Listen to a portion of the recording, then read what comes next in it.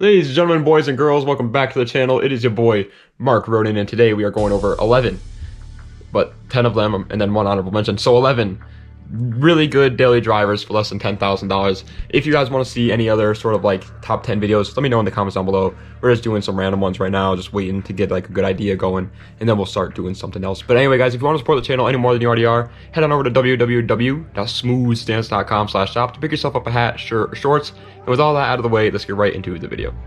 Coming in at the number 10 spot is going to be the reliable as all hell Scion TC second generation, which I have recently been talking about a lot recently. I put recently twice there in my script, my bad, because I think the platform is pretty slept on. However, I did put it last on this list because in my personal opinion, it's not perfect. It comes with a 2.5 liter inline 4 making 180 horsepower, and it was front wheel drive, and the engine in that car is actually the same engine that was found in the Camry at the time. And since we all know how reliable the Camry is, that should tell you something about this car. It literally is just a better looking Camry, and that's a pretty good daily driver in my opinion. Now, the only reason why I didn't put it higher is because, let's face the facts here, most of the people watching my videos are car guys, and they want something that's going to be a little bit fast and reliable, and the Scion TC lacks in the fast department.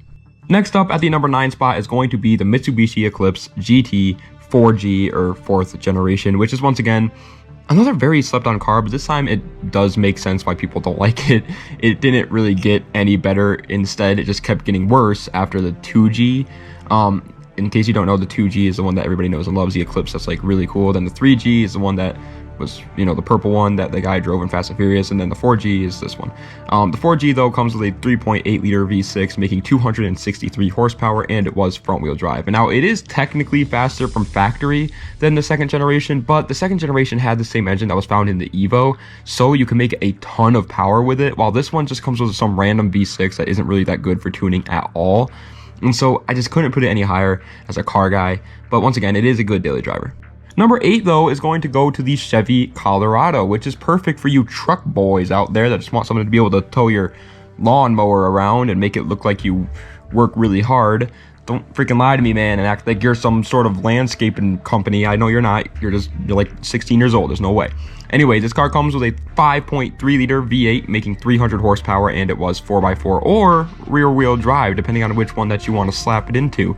And no, this is not a diesel powered full size truck, but it gets the job done for a fraction of the price of one of those full size trucks.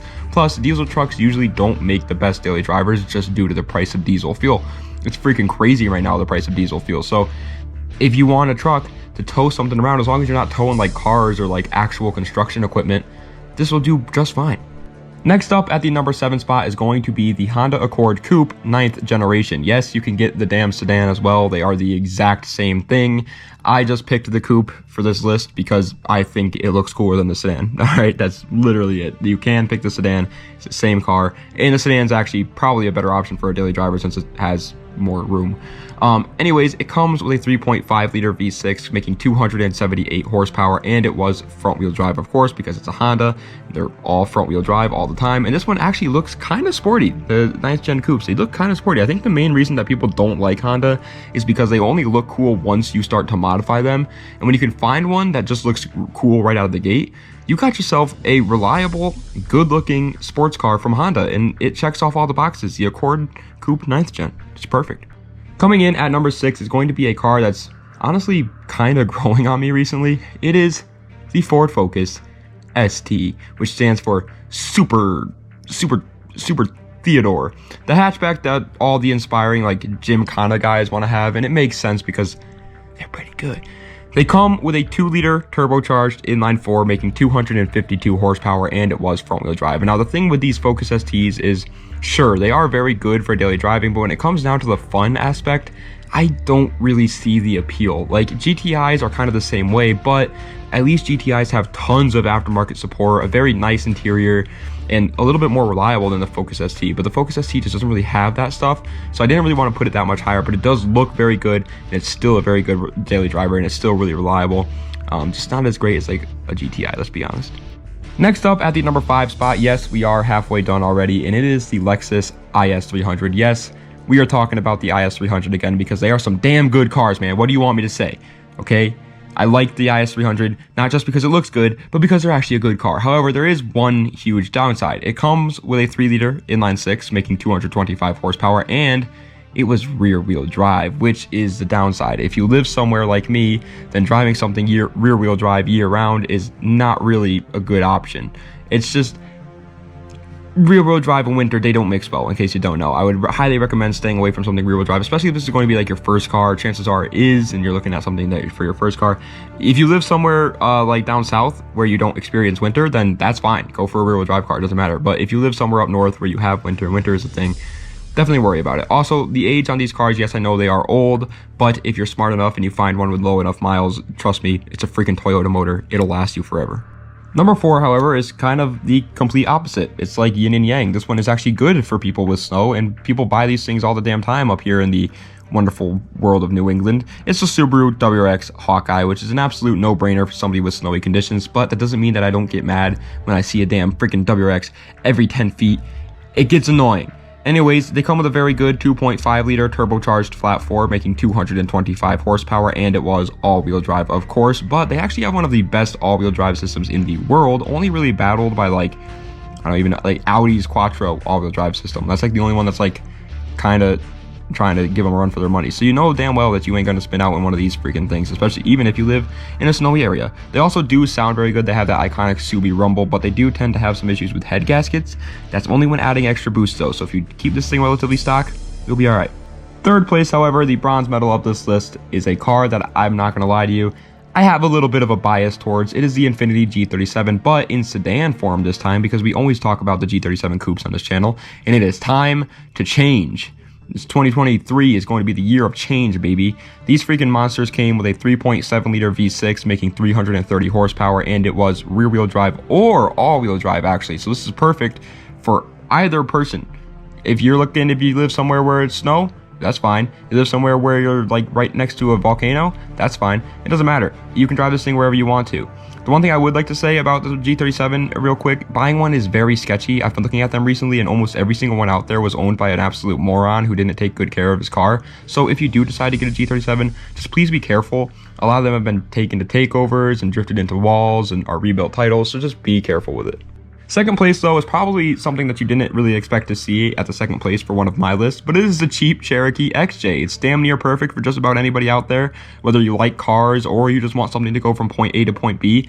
It's a good freaking option, man, and let me riddle into your ear why. The car comes with a 4-liter inline-6, making 170 horsepower, and it was 4x4, but that doesn't really matter because you obviously aren't going to be going fast in this thing. So yeah, the horsepower may be a little bit low, but it's a Jeep. Why do you care? They are just an absolutely amazing platform for a daily driver that can help you be like so stress-free due to like knowing that it can go wherever you want it to go and never break while doing it too. Also, the engine in these Jeeps, the freaking 4-liter inline-6, it's also the same engine that's in the Jeep Wrangler of this year, by the way, is literally one of the most reliable engines ever made, like hands down. It's a great engine. Honorable mention time though, and it goes to none other than the Honda Civic SI 9th generation, which yes, you can find a 9th gen SI for under $10,000, and it kind of blows me away too. I'm not gonna lie to you, okay? They're relatively new car and you can find them under 10K already. That's pretty cool. They come with a 2.4-liter inline-4, making 201 horsepower, and it was front-wheel drive. And can one of you Honda boys let me know actually if that's a K-Series, because it sounds like it's a K-Series. Is that a K-Series motor that's in this car? If it is, that's really cool. But either way, they are a damn Civic, man. One of the most reliable cars out there, but also very fun because it's the SI, so. But first place is something that I never really thought I would put as number 1, to be honest with you. It is the Volkswagen GTI MK6. I don't hate Volkswagen by any means, but I do think they are wonderful, but they're just not my personal cup of tea. But I can't deny facts, and the facts point to this thing just being an amazing daily driver. It really is. They come with a 2-liter turbocharged inline-4, making 210 horsepower, and it was front-wheel drive. And now out of the gate, these things are truly nothing special performance-wise, but you can easily modify them to make ridiculous power. And on top of that, they have tons of room. They ride comfortably. They're actually very reliable despite being a German sports car. And most importantly, they have a very, very nice looking like interior that will make you feel like you got a damn Mercedes-Benz. You gotta love German engineering. It's just amazing in every right. The GTI is almost like a German Civic but with better interior. It's great. But ladies and gentlemen, that is the end of today's video. I hope you enjoyed. If you did, please be sure to like, comment another video you'd like to see down below, and subscribe to the channel for more. That wasn't a glitch, by the way. That was me messing up the word subscribe. I'm sorry about that. If you guys want to support the channel, you already know where to go. Why am I saying that again? Usually that's only on the intro. I'm all over the place today. Thank you guys so much for watching. I'm trying to get a new daily. I went and looked at one over the weekend. Turned out to be a bust, but I didn't get it. But I'm trying to get one, boys, so just stick with me on that. And then after that, we'll be back to making like vlog videos on the cars themselves too. It's just I'm spending most of my time on Marketplace, talking to people, looking at cars, trying to find a good deal. It's just so hard. It takes a lot of time, but bear with me. I am getting a daily soon. Thank you guys so much for watching. I appreciate it. Das Vidania, and have a nice night.